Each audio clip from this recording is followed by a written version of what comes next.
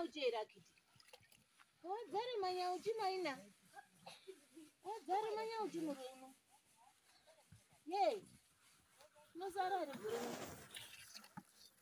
Manya uchi kuti chii.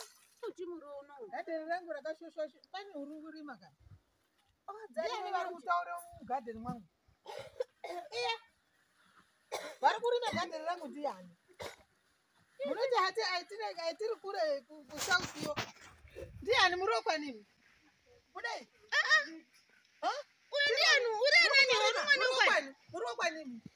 uri mwana Ndiani akakupa kuti mvume kuti murime mugarden mwangu? Ndiani? Ausu mwana kwa mderero niniwo. Ndiani wakakupai? Mwazviona. Kuti murime.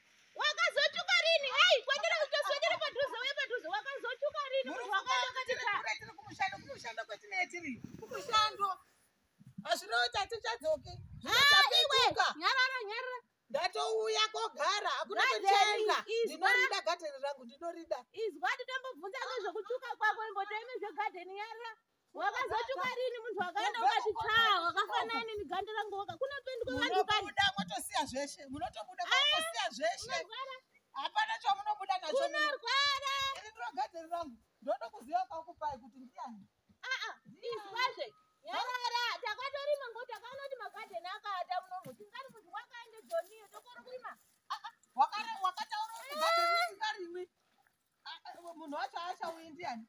Takatorima minda yakaata Vakati takafa here. Kwai takafa here. hazvina ndaa takatorima. Hatizi kufa tiriyo.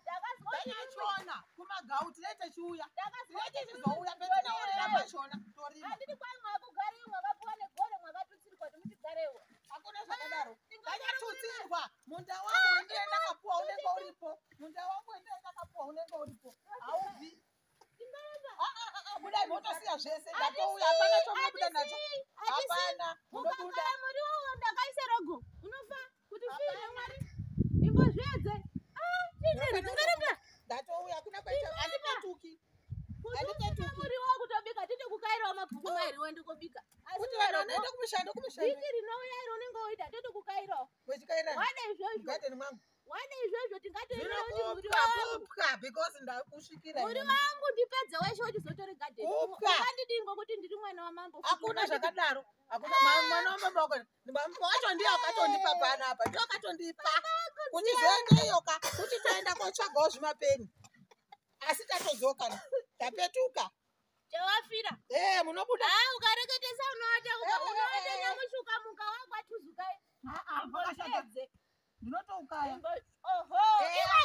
Hakuna zvakadaro. Hakuna. Uri waune rogo. Rogo. Chine rogo. Hauna rogo. Oho, karako. Hakuna. Karako. Ndofa mugarden mwangu.